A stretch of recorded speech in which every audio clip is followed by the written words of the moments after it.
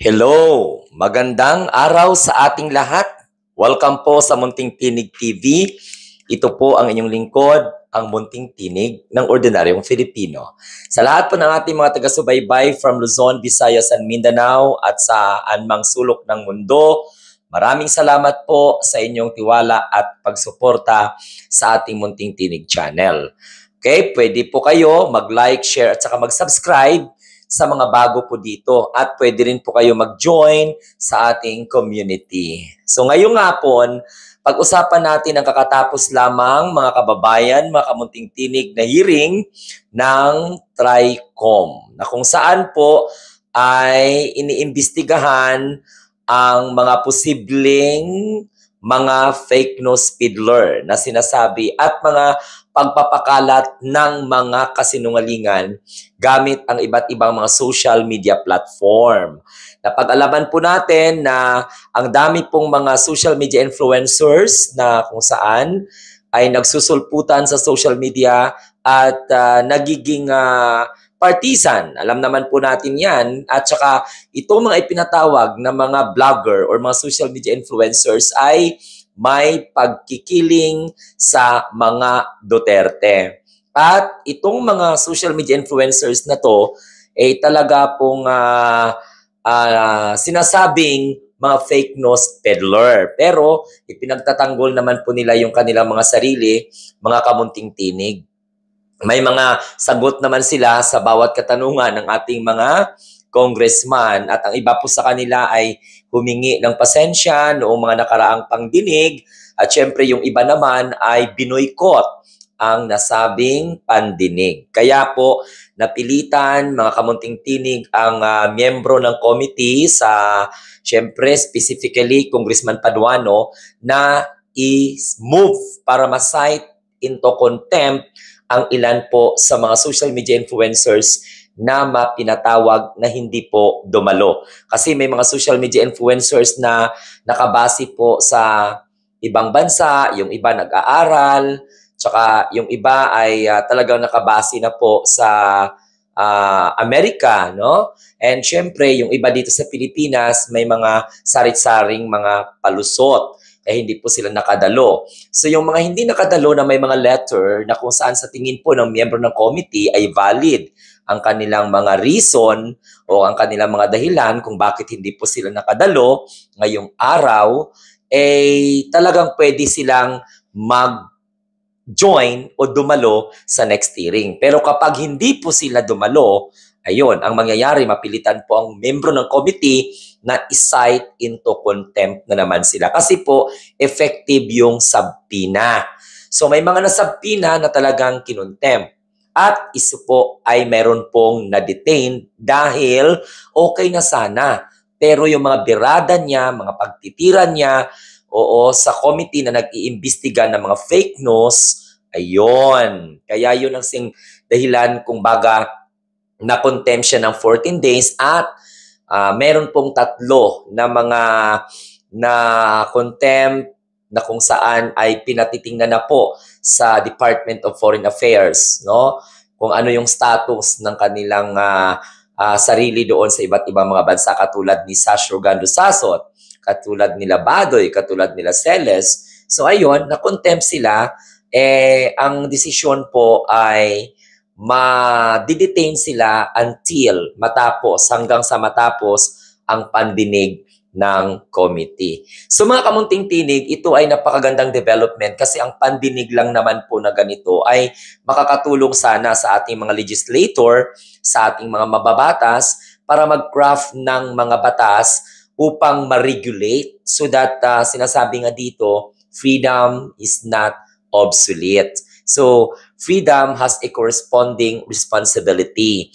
So, kahit ako minsan, may mga panlabag sa mga ganyang klaseng panuntunan, mabuti itong mga klaseng mga hearing na to sapagkat mag-guide po kami ng mga social media influencers at para mas lalo pa kaming magiging responsible sa aming mga tagapakinig, sa aming mga taga-subaybay kasi napakahalagang papel ang ginagampanan ng mga social media influencers sa paghinog ng kaalaman ng ating mga kababayan. Kasi syempre, sa punto na ito, in the advent of technology, parang mas tinatangkilik ngayon bilang source of information ang mga social media na influencers na mga katulad namin. Pero sa punto na ito, sometimes we identify ourselves as a political blogger or political social media influencers because we deal issues related to politics. Sa sobrang fanatic ng mga social media influencers, okay, sa mga politiko, nagawa po nilang mag-produce ng mga manipulative at tapos in-insinuate ang sambayanang Pilipino na magalit sa gobyerno, lalong-lalo na po dito sa usapin sa West Philippine Sea.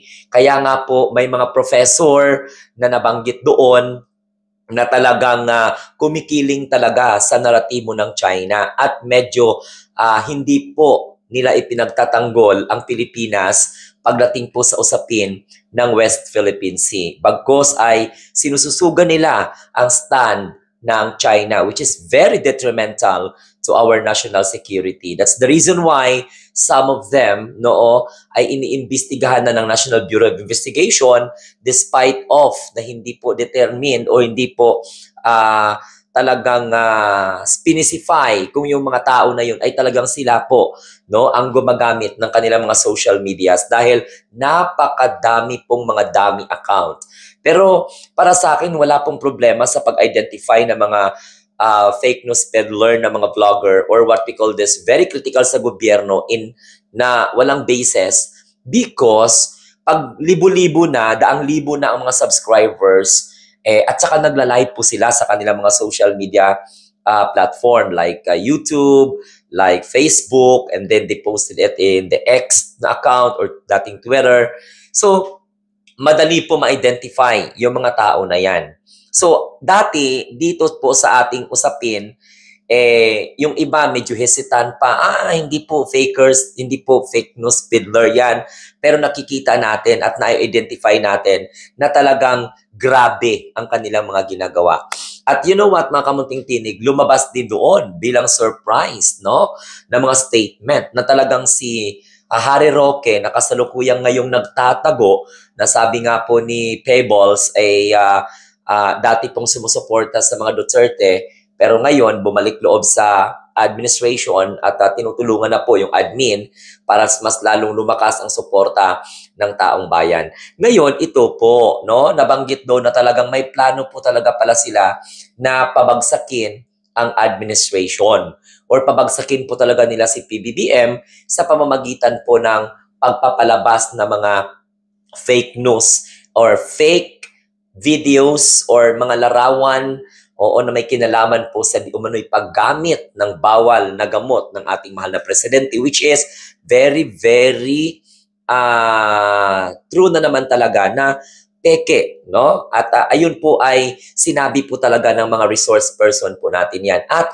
may mga concerted effort talaga pala itong mga miyembro ng mga maisog. And sad to say, may mga social media influencers po tayo na talagang yung iba nga sa kanila mga attorney, yung iba sa kanila mga sinasabing mga journalists, mga retired journalists, some of them are professionals na kumikiling at sinususugan at sinusuportahan yung mga ganitong klaseng paninira at black propaganda laban po sa ating presidente. Can you imagine that? Nag-iipon-ipon pa sila para pag-usapan at they are aware about the plan to what we call this, destroy the administration or most especially destroy the image of the president. But hindi po sila nagtatagumpay dahil po sa ang kanilang mga pinaggagawa ay puro mga kasinungalingan at puro paninira.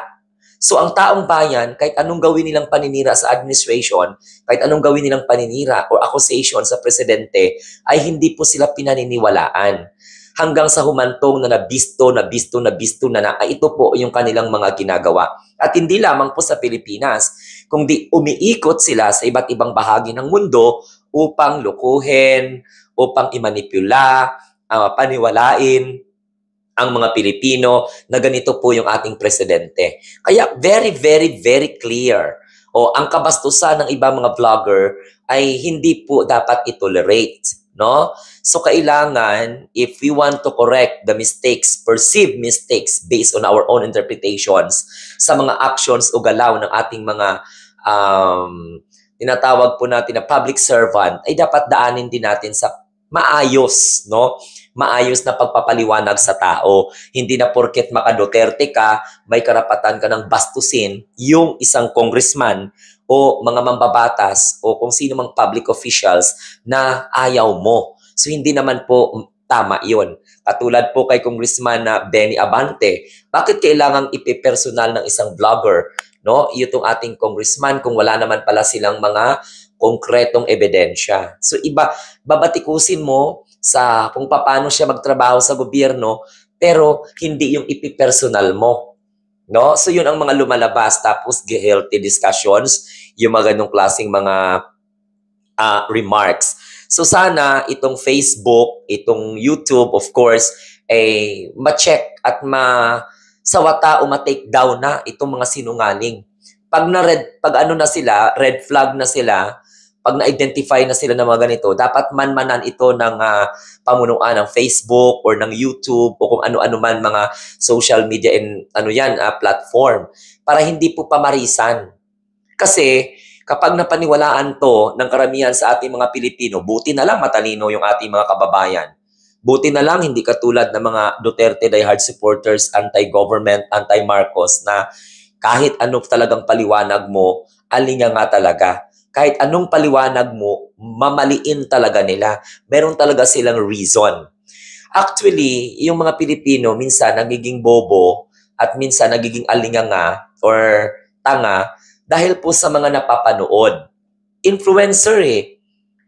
So ikaw ba naman, pag idol mo yung influencers na, okay, sige, hindi mo natitingnan kung mali ba yung mga pinagsasabi, kabastusan ba yung pinagsasabi, may basis ba yung, or wala bang basis ang pinagsasabi, hindi na po tinitingnan yan as long as na idol mo. Yun ang delikado. Because whether we like it or whether we like it very much, we don't have any option but to believe that once you become a social media influencers, you can easily influence people who don't even think kung tama ba o mali as long as you are a good speaker, maganda yung pronunciation mo, maganda yung presentation of topics mo, walang pakialam sometimes yung ibang mga percentage ng Pilipino. Basta sa kanila, idol nila yung taong ipinagtatanggol mo, katulad ng mga Duterte, di ba? So, makumpara mo talaga yung mga Duterte diehard supporters ng mga social media influencers, makukumpara mo talaga ang kaibahan. The way they think. Diba? Synchronize. Parang robot na sinusususian sila. No, parang may remote control. Naiisa lang yung kanilang mga narratives. Katulad niyan. Pero ang nangyari kanina, ayun, may partly na nilaglag ni Trexie Cruz Angeles, si Joey Cruz, dahil ipagpipilitan niya talaga na okay lang yung mga pinagsasabi niya. Simula ninyong batikusin si Congressman Abante Puentes nung nagsimula yung TRICOM o nagsimula yung QUADCOM. They are doing their job. No, I want to inform everyone that the congressman do their job. Kung sa mga senador lang naman, minsan nawawala ng tiwala yung taong bayan sa mga senador kasi unang-una, nakikita at namamanifest sa mga galaw nila na parang they are not really interested. Okay? So, may mga opinion. Pero yung murahin mo, naku, mali yon. At napakaganda at napakalaking tulong itong ginagawa ng TRICOM na mapag-usapan natin at ma-invite itong mga mayayabang, mga sarcastic, mga akala mo lahat ng solusyon ng problema ng bansa ay alam na alam solusyonan or dala po nitong mga vlogger na ito. Nasaan na yung mga vlogger na ito? Nagtatago sa kanilang mga reason. Yung iba, sinasabi nila wala silang pamasahe. Yung iba, nandoon po sila sa ibang bansa, nag-aaral. O yung iba doon na nagbabakasyon. Alibay na lang yun. Kasi, bakit sila nandun? Dahil alam nila na darating ang panahon na ipapatawag sila for investigation. Actually, hindi naman sila binabastos. Sila lang man talaga yung overacting, over mag-react. Diba? Nag-hallucinate na bastusin sila o na ipahiya sila. Wala naman, diba? O tingnan mo si Congressman Benny Abante, hindi magkakaso sa isang vlogger na nakikita po natin kung gaano po sumagot. Bastos at may pagkamayabang at may pagkasarcastic. Yun ang nakikita po natin. Okay? So wala namang binastos. Dapat nga magpasalamat pa kayo ng mga social media influencers dahil pag mag-craft ng batas, kasali kayo doon. So, our lawmakers want you to contribute. And they're not expert of the field that we choose, right? So, bakit bigyan natin sila ng idea kung paano tayo aatake ng ating mga issues? Para nang sa ganun, at the end of the day, darating ang panahon maprotektahan tayo. Ang hearing hindi po para ipahamak tayo. Yung hearing ay hindi po para i-censor tayo. Yung hearing ay hindi po para kontrolin tayo, kundi i-guide tayo. Mas mabuti nga mabuo yung digital council kasi kahit ako mag-a-apply ako kasi nga yung pagiging vlogger ay hindi lang para kumita. Yung pagiging social media influencers natin ay hindi lang para ipagtanggol natin yung gobyerno, kalabanin natin yung gobyerno. No. When we became after, kung halimbawa, pag may followers na tayo, niyakap na natin yung perspective that we are already a social media influencers from the word influence. Delikado po yun kapag mali po ang i-influence natin sa tao. Maaaring magrevolusyon sila laban sa gobyerno. I am talking about politics, ha? We're talking about political social media influencers, right? Iba naman po yung mga social media influencers na travel, entertainment. We are talking specifically about the political social media influencers or vlogger. Mataas po talaga dapat ang ating wisdom. At hindi po dapat tayo magiging dahilan ng pagkakawatak-watak. From the word influence. What kind of influencer you are? Okay? What are the things that you can contribute bago kayo pumasok sa pagiging social media influencers at piliin ninyo ang isang discipline like politics? Isipin mo, what are the things that I can contribute to the country? Pag magiging social media influencers ako at piliin ko yung topics ko about politics, talagang makakapagbuo ba ako ng isang society? Makakatulong ba ako upang magiging mabuting mamamayan yung mga nanonood sa akin, yung mga nakikinig sa atin? Those are the basic questions that we need to ask to ourselves before entering into the field of vlogging. Okay? Now, ang vlogging kasi dalawa po eh. Either you are a writer or you are the one making videos or making content. Right. Now, kung gumagawa ka ng videos, huwag mong itago yung iyong mukha. At the same time, dapat huwag mong gatungan ang damdamin ng sambayanang Pilipino. If you are anti-government, then bigyan mo sila ng magandang perspective why you choose that such kind of principle. Okay? Kasi ganito po yon. Kami na mga pro-government, no? Ang pinopromote namin is unity. We are for the president's stand na kailangan natin magkakaisa sa gitna po ng pagkakaiba-iba po natin sa paniniwala, sa prinsipyo, sa politika, sa relihiyon, sa kostumbre, at kung ano-ano pa dyan. So we live in a diverse principle, in a diverse beliefs, okay? Customs, sabi ko nga sa inyo. Pero hindi po yan ang dahilan para po tayo ay magkakawatak-watak forever and ever. Amen. We need to make our diversity source of our unity. Parang we need to bridge the gap of miscommunication or what we call this, right? For us to achieve the understanding. Ganun lang man yung goal ng communication. We are using social media to communicate, right? The medium is different, or different medium, Tagalog, English, or whatsoever. But, delikado to kapag gamitin natin ang social media into what we call this, in a goal to destroy our country. So, hindi po talaga maganda yon. Alam mo, very evident naman talaga na itong mga social media influencers na kumakalaban sa gobyerno, ano po yung susi ninyo? Manipulation. At ang tanong nga ng taong bayan, sino po ang mga nagpupundo sa inyo? Sino po ang nagpapalakas ng loob sa inyo na kahit alam ninyong kasinungalingan, ipopost ninyo? Because naniniwala kayo na, okay, sige, may maniwala naman sa amin. Wala kaming pakialam kung may maniwala sa amin. Wala kaming pakialam kung hindi maniniwala sa amin. Ang importante, pina-follow ako. Hindi po maganda yon. Okay? It violates the standard. Okay? So make sure that when you enter in a political blogging, make sure that you will become a source of wisdom and intelligence that can uplift the body of knowledge of each and every one. Okay? Ganun po dapat ang gawin. Hindi na katulad nito, magiging political blogger ka, katulad ng mga DDS blogger. Tingnan mo naman yung content nila. Paano nila kanain yung mga topics nila. Sometimes personal attack to the president.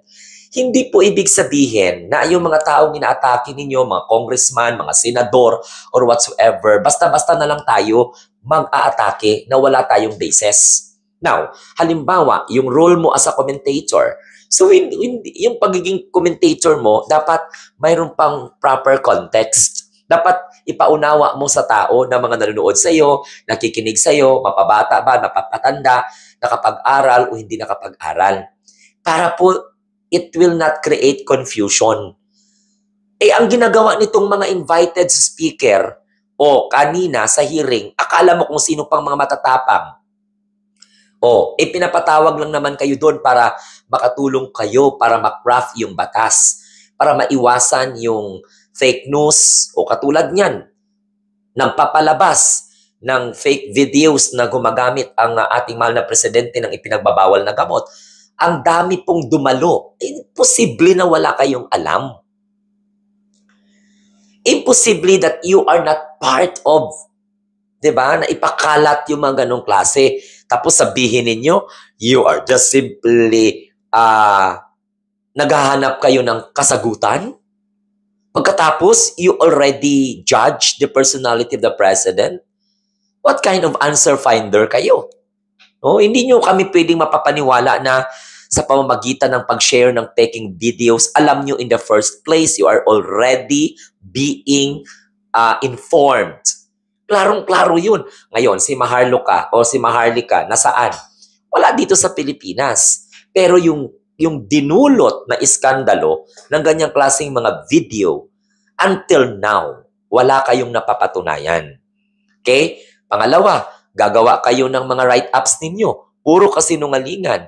O, inaaway ninyo ang mga congressman na kung hindi nagkaroon ng Quadcom or Tricom, hindi nyo naman inaaway. Ngayon, inaaway nyo na. Ang tanong, aawayin nyo ba sila kung pro Duterte sila? Abay, natural, hindi. O, kayo na mga social media influencers, sumusuporta kayo sa mga individual, sa mga personalities who have what we call this motives to destroy the administration. Like for example, Roque. Kaya nga tinanong ni Congressman Acop, may kakayahan ba siyang pabagsakin ng gobyerno? Sabi nga ni Pebbles, paano siya napabagsak ang gobyerno? Nagtatago siya ngayon. O wala siya dito sa Pilipinas.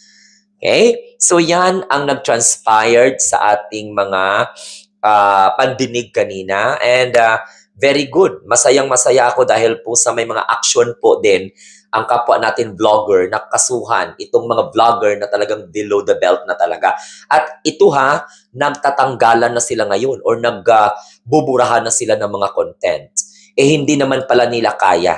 Magbubura sila ng content because alam nila that purely malis ang laman ng kanilang mga pagbablog para lang kumita sila ng pera. Nakakahiya. Dapat, when you choose to become a social media influencer, make sure that you know your responsibility. Okay? We disseminate information. We disseminate principles and ideas. Even though it doesn't matter if you can convince or cannot convince your audience to believe what you believe in, what you need to think is that you are responsible of their learnings. You are responsible the way they learn the truth, the whole truth, and nothing but the truth.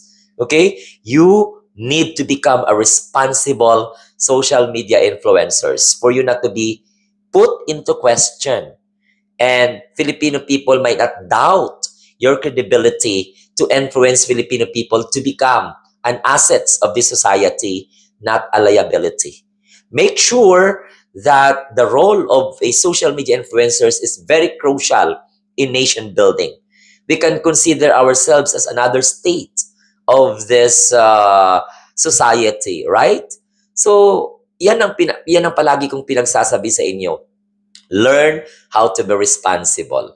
Ako, to be honest, I must admit, nagmumura talaga ako. Pero doon sa mga bashers. Okay? Hindi ko pwede, katulad niyan, for example, no? Kay Sara Duterte, minumura natin siya. Okay? Minumura natin siya. Kasi kamura-mura man talaga. Can you imagine that? Hindi pa natapos ang termino ng presidente. Tapos hindi mo sinasuway yung mga gustong magpabagsak sa presidente na kaalyado mo. O mapapamura tayo dahil alam natin nakikita po natin, hindi po natin na-expect na ganun ang galawan ng mga Duterte. Mapapamura tayo dahil kahit minumura na tayo ng mga Dutertes, minumura yung kapwa natin Pilipino, ayun, palakpakan pa rin yung ating mga kababayan. Nakakamura tayo, it's because hindi napapansin yung sigaw, yung iyak, o yung panaghoy ng mga biktima ng war on drugs ng Duterte administration. Tapos ipagtatanggol pa ng mga social media influencers dahil mahal nila yung kanilang Tatay Digong, yung Tatay Digong nila yung nagpaayos ng kalagayan ng ating bansa, samantalang dapat hindi makulong, dapat ibalik dito sa Pilipinas. Oo, si Tatay Nyo Digong ang nagsabing bangag adik ang presidente na wala naman po siyang ebidensya hanggang sa ipinalabas itong peking video na ito na kung saan pinaniwala ang taong bayan na ang Pangulo po ay naghihit-hit ng ipinagbabawal na gamot. Pagkatapos si Rodrigo Duterte binawi niya. Nasabi niya hindi po adik, hindi po bangang. So ano yan? Laro? Kaya kayo po na mga social media influencers na mga maka-Duterte, please change your paradigm. Be responsible source of information. Be responsible speaker. Be responsible social media influencers. Use your social media platforms responsibly. Okay, because social media supposed to be venue to what we call this bridge the gap of communication, not to destroy unity in the midst of diversity. Okay, let us make sure that we use social media platform as a reason for us to be united despite of our diverse principle. Maraming salamat po. Sana naunawaan po ninyo ang ating mga pinagsasabi at sana po ay sa lalong madaling panahon ma-regulate kaming mga social media influencers for us to be what we call this guided and for us to be more responsible in what we call this producing, propagating worthy informations for the Filipino people to receive, for them to become what we call this responsible decision makers. Ayan. Thank you so much. Sana sa bago po sa ating channel, huwag kalimutan mag-like, mag-share, at saka mag-subscribe. Pwede rin kayo mag-join sa ating Munting Tinig community. And pwede rin kayo magpa-super chat, magpa-GCash, or magpakulay, shall we say. Thank you as support economically dahil kailangan po namin yan ng mga social media influencers. Maraming salamat and mabuhay po tayong lahat ng mga Pilipino, bagong Pilipino, sa bagong Pilipinas. God bless and mabuhay po tayong lahat.